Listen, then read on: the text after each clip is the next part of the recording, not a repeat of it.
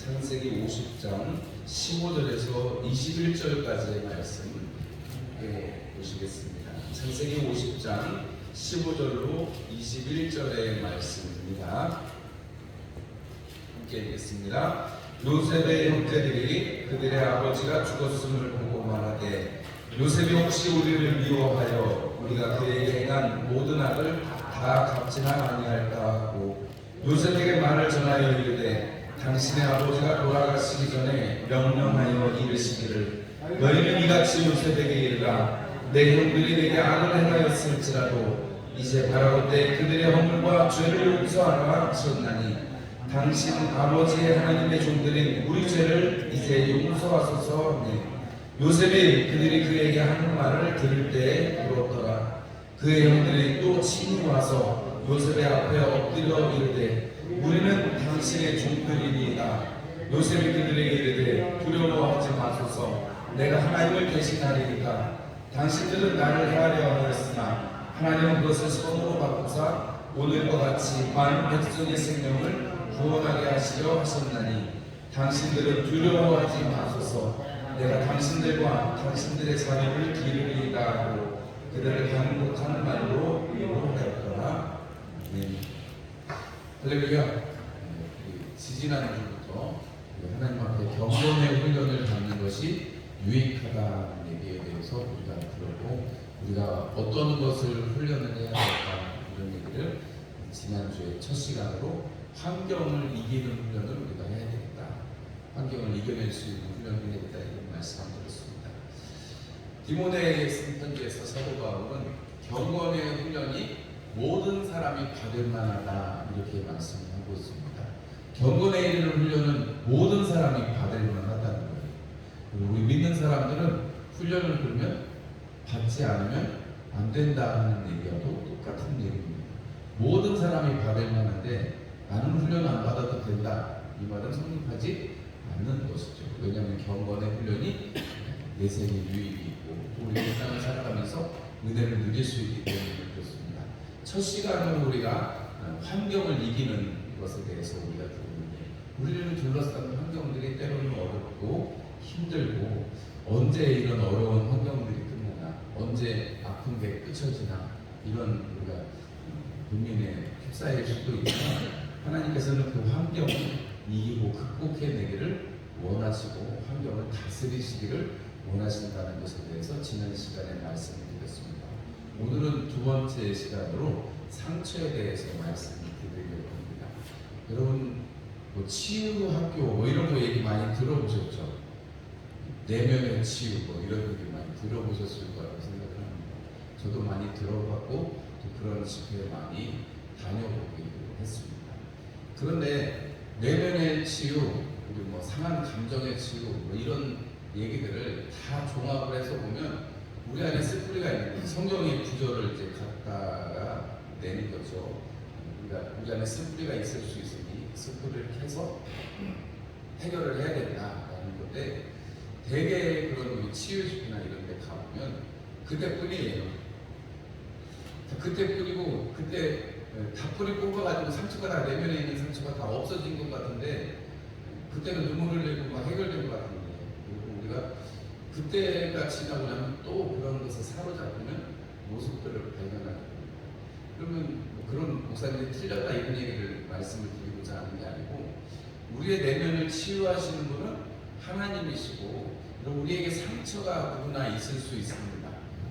우리가 하다못해 지나가다가 뭐 이렇게 날카로운 거에 찔리기만 해도 베이는 상처가 나기도 하고 찔리는 상처가 나기도 하고 찢기기도 하고 피가 철철 나기도 하고 그러는데 상처가 나면 반드시 거기에 닦지가 않고 거기에는 또 흔적이 남지요. 상처가 깊으면 흔적이 남습니다. 그렇기 때문에 상처를 아예 없앨 수 있다 혹은 뭐 상처를 치유한다 이런 것보다는 우리가 그런 이야기들을 들을 때는 우리 안에 있는 감정에 대한 소비를 한다 이렇게 이해를 하시면 조금 편하실 수 있을 것 같아요. 왜냐면 우리가 그런 데를 막 쫓아다니면 다 해결할 수 있을 것 같은데 여전히 사람들이 다 해결하지 못하고 이제는 정말 그게 생명력이 있는 것 같았으면 지금 아직도 한국 교회에서 그런 거에 쫓아다니는 분들이 많고 은혜 받은 분들이 많다고 해야 되는데, 지금에 와서는 그런 일들이 확연히 줄어들었거니와 그런 집회들도 많이 이렇게 열리지 않는 것을 보면 그것이 생명력 있는 것이 아니었다라는 것을 반증을 하는 것이라고 저는 생각을 합니다. 다시 한 번 더 말씀을 드리면, 그게 나쁘다고 혹은 잘못됐다는 것보다는 우리가 더 중요한 것은 하나님의 말씀에 직면하는 것이 중요하고, 말씀으로 우리가 치유받을 수 있다는 사실을 믿는 것이 중요합니다.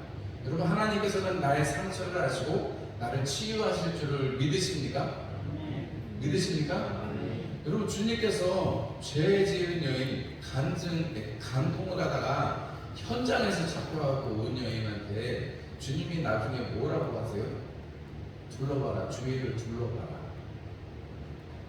가서 다시는 그와 같은 죄를 범하지 말아라. 이렇게 말씀하십니다. 기왕에 지은 죄는 어쩔 수 없거니와 사람들 앞에서 끌려오면서 머리채도 꼽힐 것이고, 여러분 온갖 욕을 들어먹었을 것이고, 여러분 주님 앞에, 예수님 앞에 내팽개치듯이 그 왔을 때, 여러분 한날 그 정욕을 위해서 살았던 그 순간 때문에 그 자신의 인생이 얼마나 힘들었겠어요. 그리고 그것이 자기의 본인인지 자인지 혹은 타인지 알 수는 없는데, 어쨌든 그런 일 때문에 왔던 그 여인에게 여러분 주님께서는 죄 지은 것, 그 상처, 저는 그 시간으로 그 여인에게서 해결이 되었다라고 생각이 되어집니다. 가서 똑같은 일을 하지 말아라 라고 하는 것 자체가, 주변을 둘러보아라 라고 말씀하시는 것이 그 여인에게는 상처를 회복시키시는 것이었다라고 생각이 되어요.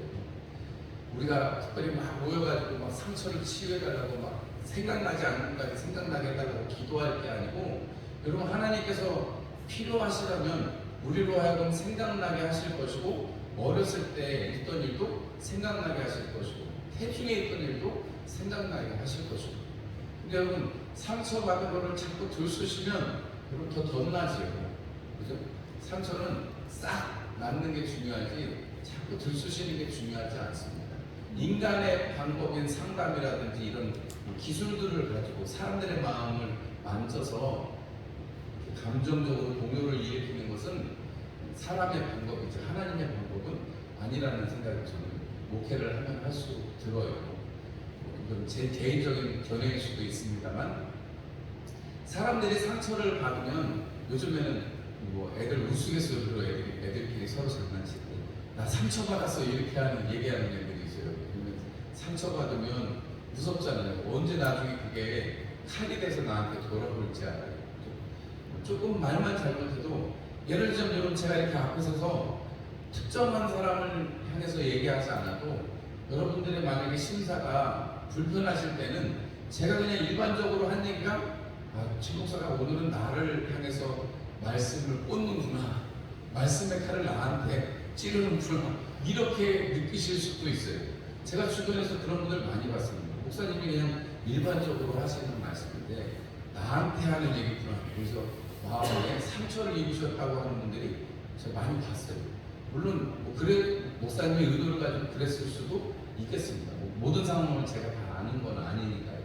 그러나 분명한 것은, 어떤 사람, 그러니까 예를 들자면 목회자여도 일반적인 말을 해도 상황과 환경에 따라서, 마음 상태에 따라서 우리는 상처를 받을 수도 있고, 그것이 나한테 달리는 말에 채찍을 더하는 것처럼 여러분 나한테 더 앞으로 나갈 수 있는 그러한 힘이 되기도 한다는 것입니다.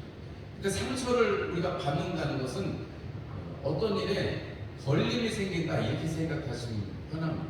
우리가 상처가 생기면 거기 딱지가 않고 아프고 그런 것처럼, 우리가 상처가 생긴다는 것은 거침이 생긴다라고 생각하시면 되는데, 거침이 있는 것보다는 거치지 않고 부들부들한 것이 좋잖아요. 그죠? 그러니까 우리가 상처를 최대한 안 받아야 되는데, 상처를 안 받기란 참 난망한 일입니다. 상처를 안 받는 게 사람의 성격에 따라 좀 다르기도 한데, 좀 약간 내성적인 사람들은 속으로 사귀고 속이 막 문드러질 때까지 사귀는 그런 분들이 있는가 하면, 어떤 분들은 성격이 좋아가지고 나는 상처가 아픈 거 안 받아 이러면서 막 사람들 앞에서 나는 상처를 안 받아 나는 마음이 건강한 사람이야 이러면서 다니는 사람들도 봤습니다. 여러분 우리가 상처를 받아들이고 상처를 우리가 잘 이렇게 거친 것을 해결해야 되는 이유는 상처가 있으면 사람들이 반대로 행동을 하기 때문에 그렇습니다. 여러분 한번 잘 보세요. 제가 사역했던 교회 중에 한 청년이 있었는데 청년이 어렸을 때 아버님이 너무 술을 많이 드시고 맨날 와서 때리고 그래가지고 자기는 어른이 되면 절대 술을 안 먹겠다. 교회 청년이 참 신실하기도 하거나 믿음의 자매랑 가족을 잘 꾸려서 잘 살았는데 술 먹는 사람들은 그렇게 그냥 증오하다시피 돼요. 물론 술을 안 먹는 게 좋습니다만은 어렸을 때 그 상처가 어떻게 보면 그 형제에게는 지금 좀 집사님이 되셨겠습니다만 자기의 마음을 다잡고 자기가 앞으로 살아가면서 그 상처가 극복하고 내가 아버지처럼 그렇게 알코올이라는 그 술에 얽매여서 살아가는 것이 아니라 나는 하나님의 은혜에 붙들려 살아야 되겠다. 반쯤은 하나님의 은혜고 반쯤은 인간적인 의지였기도 합니다. 그러나 인간적인 의지로만 그것을 상처를 그렇게 극복해내기는 쉽지 않았을 거라고 생각이 들어요. 하나님께서 계속해서 은혜를 부어주시니까 그가 인생에 어려운 일이 있고 청년의 때 정욕으로 많은 사람들이 유혹을 해도 그것을 견딜 수 있는 힘이 생기는 거죠. 상처를 이겨내야 돼요. 어떤 사람들은 보면 어렸을 때 가난하게 살아가지고 내가 부자가 돼야지 나중에 돈 많이 벌면 이것저것 많이 사야겠다 이런 사람들이 있더라고요. 어려서 못 살았으니까 나중에 커서 잘 살아야지. 그리고 좋은 거 먹고 좋은 거 사고 이렇게 살아야지. 그래서 어떤 분들은 어떻게 집에 가보면 너무 택도 뜯지 않은 옷이 한가득 있고 귀한 것들이 저 같은 건 잘 쓸 것 같은데 그냥 이렇게 쌓아놓는 분들이 있는 걸 봐요. 그런 걸 보면 저분은 어렸을 때 그런 거에 대한 상처가 생기고 그것이 소비라는 잘못된 것으로 나타나고 있구나 이런 생각을 하게 됩니다. 그러니까 상처라는 것이 그 거친 것을 해결하지 않으면 우리가 훈련되지 않는 상처를 이렇게 만지는 훈련을 하지 않으면 여러분 우리가 그렇게 한편으로는 인간적인 의지를 통해서 극단적으로 가기도 또 한편에서는 인간적인 욕심을 가지고 극단으로 가기도 하는 게 우리의 인생이라는 것을 생각하면 우리에게 주어진 그 상황 지난주에 이어져서 좀 결부가 되기는 합니다만 환경을 우리가 바꿀 수는 없습니다. 우리에게 주어진 환경은 바꿀 수는 없어요. 우리가 지금 이 자유대한민국에 사니까 우리가 이렇게 감사하지 여러분 한 100~200km만 가면 북한 땅에 가면 이렇게 모여서 예배할 수 있어요? 못하잖아요. 가서는 수령동지를 찬양하면 모를까. 그리고 우리가 지금 이렇게 예배할 수 있는 것은 이 환경이니까 그런 거잖아요. 그렇죠? 그런 걸 생각하면 만약에 지금 전기가 안 들어온다 우리나라가 못 살아서 여러분 이렇게 모여가지고 이렇게 아니면 제가 피 터지게 큰 소리로 하다가 하면 되겠습니다만 이런 환경을 우리가 쉽게 바꿀 수 없습니다. 그런데 이 상처라는 것은 어떤 그런 상황과 환경 속에서 만나는 사람들에게서 오는 것이기 때문에 사람들과의 관계에서 오는 것은 우리가 조금만 훈련하고 우리가 조금만 주의를 기울이면 우리가 그 거치는 것을 해결을 할 수가 있다는 거예요. 오늘 우리가 성경 말씀을 보니까 요셉의 이야기가 기록이 되었습니다. 야곱이 죽었어요. 야곱이 죽었더니 형제들이 사람을 보내가지고 아버지가 이렇게 하라고 했어요. 말하는 거예요. 그것만도 속상한데 다음에 직접 와가지고 우리는 당신의 종들입니다. 형제들이 다 같이 와가지고 그러니까 얼마나 속이 상했어요. 죽이려면 애진작에 죽였죠. 처음에 곡식팔러 왔을 때 죽였죠. 두 번째 왔을 때 죽였죠. 여러분 그러지 않고 아버지를 모시고 오라고 했고 그 고생 땅에서 다 같이 지내고 있잖아요. 그런데 야곱이 죽었다고 자기들을 죽일 것 같으니까 왜냐면 자기들이 생명의 위협을 했던 거 그게 있으니까 여러분 그것은 요셉에게도 상처였고 형들에게도 상처로 남았습니다. 자기들이 했음에도 불구하고 자기들이 가해를 했음에도 불구하고 자기들에게도 상처로 남은 거예요. 그러니까 그 가운데서 그렇게 행동을 할 수밖에 없는 것입니다. 형들에게 그 상처를 극복할 수 있는 그 기억을 극복할 수 있는 것은 요셉의 용서를 직접적으로 받는 것밖에 없는 것입니다. 요셉이 나중에 내가 당신과 당신의 자녀들까지 내가 기르겠습니다 하는 말을 들을 때 여러분 그 형제들의 상처는 치유되었을 것입니다. 자기들이 물론 가해를 했지만 자기들 안에 있던 그 상처, 그 어려움도 여러분 해결이 됐을 거예요. 여러분 그럼 요셉은 언제 해결이 됐겠어요? 언제? 하나님께서 하셨다, 하나님께서 나를 먼저 보내셨다라고 고백할 때 이미 요셉은 하나님 앞에 그 상처, 그 문제들이 해결된 것으로 보는 것이 맞겠습니다.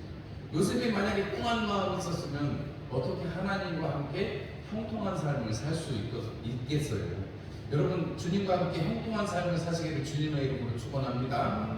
어려서 색동은 칠색 옷을 입고 아버지 품에 있을 때는 좋았는데 형들한테 갔더니 형들이 잡아가지고 죽이려는 모의를 하고 상인한테 팔고 종으로 팔려가고, 아니 가정의 총무가 되고 좀 열심히 일하고 있는데 보디발의 아내가 유혹을 했는데 그걸 피하는 것 때문에 감옥에 갇히고.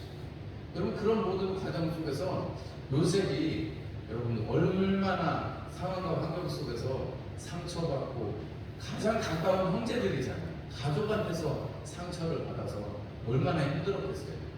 다른 사람이 나를 잡아서 팔아갔으면, 혹시 나를 잡아가서 팔았으면 혹시라도 괜찮을 텐데 내 형제들이 나를 파는 것이니까 얼마나 힘들겠습니까? 그래서 종이 되었을 때 여러분 한 일족의 이 후계자, 상속자였는데 순식간에 신분이 종으로 바뀌었습니다. 이러저러 심부름도 하고 말도 통하지 않던 차에 말도 어순풀에 배우고 열심히 일을 해가지고 눈에 들어가지고 주인의 눈에 들어서 가정 총무가 됐단 말이에요. 얼마나 감사해요. 하나님이 함께 하시는구나. 하나님이 내가 어려울 때 한 기도를 들어주시는구나 했을 텐데, 보디발의 아내가 유혹했을 때 자기는 하나님의 그 앞에 있는 것 때문에 그것을 피하는 것 뿐인데, 여러분 그래도 하나님께서 지켜주셔서 생명을 여러분 유지받았습니다. 여러분 그것만 해도 요셉은 다행이다, 감사하다 했을 것 같아요. 왜냐하면 종인데, 누차 말씀드리지만 종인데 보디발이 믿지 않았으면, 아니 자기 아내를 겁탈하려고 했던 종을 살려두는 사람이 어디 있습니까? 종은 자기 물건이나 다름이 없는데 여러분 그거 감옥에 가다 놔봤자 밥만 축내지. 그런데도 불구하고 요셉을 감옥에 가둬둔 것은 보디발이 보여줄 수 있는 최상의 호의를 베푼 거죠. 그러면서 야, 내 주인이 나를 믿어주고 나의 생명을 연장시켜 주셨구나, 이게 하나님이 나를 위해서 해주신 일이구나 하고, 이런 어려운 일들을, 마음에 어려울 수 있는 상처를 자기가 기쁨으로 받아들이잖아요. 여러분 술 맡은 관원과 떡 맡은 관원을 만났습니다. 꿈을 풀어줬어요. 떡 맡은 관원은 그대로 죽었고, 술 맡은 관원은 말대로 그 예언대로 꿈을 풀어준 대로 복직되었습니다. 요셉이 당부한 게 뭐예요? 복직하시거든 날 좀 돌아보십시오 라고 얘기했는데, 여러분과 까마득하게 잊어먹고 몇 년 지났습니다. 술 맡은 관원이 요셉을 생각하고 불러서 그 요셉이 총리가 되었습니다. 여러분 만약에 그 기다리는 시간에 아니 영전을 해갔으면, 다시 회복이 됐으면, 내가 그렇게 꿈 풀어줬을 때 부탁했는데 왜 안 들어주냐, 상처받고 원망하기 쉬울 텐데 요셉이 그렇게 하지 않고 꾸준하게 거기에서 감옥에서도 총무가 돼가지고 열심히 섬겼다고 성경은 기록을 하고 있습니다. 여러분 어떻게 됐어요? 요셉이 총리가 되었고 형제들을, 하나님께서 이스라엘 백성들을 바닷가의 모래같이 하늘의 별과 같이 번성하게 하리라는 약속을 이루시기 위해서 가나안 땅이 아니라 물자가 풍부한 고센 땅으로, 애국 땅으로 옮기시는데 요셉을 사용하신 것입니다. 그것을 하나님께서 그렇게 보내시고 사용하시는 것을 알기 때문에 요셉은 그 모든 일들이 사실 우리에게는 큰 상처가 되고 그것이 인생의 장애물이 될 수 있는 일인데, 요셉에게는 그 모든 것들이 하나님이 나를 앞서서, 당신들 앞서서 보내셨습니다, 하나님의 섭리입니다 라고 고백하고 있는 것이고, 오늘 이 형들 앞에서도 나는 하나님께서 하신 것 외에 하나 다른 것을 할 일이 없습니다, 내가 당신의 자녀들까지 기르겠습니다 하고 약속을 하는 것이죠. 여러분 우리에게 상처는 있습니다. 없을 수는 없어요. 그러나 여러분 그 상처를 만지시고 치유하시는 분은 바로 우리 주님이십니다. 그 주님 앞에 나아오면 여러분 주님께서 그 근원을 마르게 하실 것입니다. 여러분 12의 혈루증 앓던 여인이 주님 앞에 나와서 주님 목가에라도 손을 댔으면 하니까 여러분 여인이 어떻게 됐어요?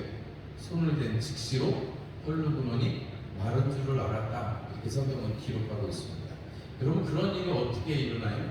여러분 그런 질병이 어떻게 치유가 됩니까? 마음의 상처가 어떻게 치유가 됩니까? 주님 앞에 나와왔을 때. 여러분 다윗의 자손 예수여 나를 불쌍히 여기소서 하고 맹인된 거지가 소리 지를 때 사람들이 야 조용히 해라 조용히 해라, 죄인이 맹인이 거지가 어떻게 주님을 부르냐 했는데 다윗의 자손 예수여 나를 불쌍히 여기소서 했을 때 눈이 띄어지는 역사를 경험하게 됩니다.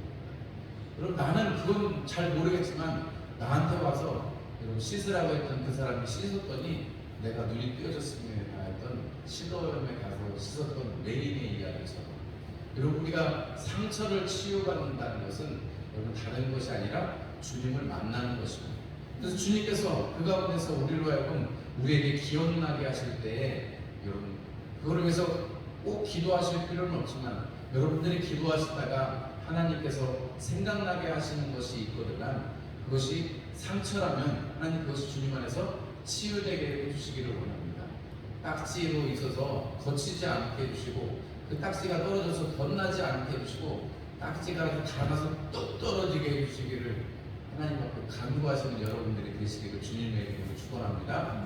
세상의 방법, 세상에 아무리 감동적인 얘기를 하면 무슨 소용이 있겠어요? 여러분 우리가 정말로 주님 앞에 드릴 것은 우리의 마음, 우리의 모든 존재의 것을 고백하게 됩니다.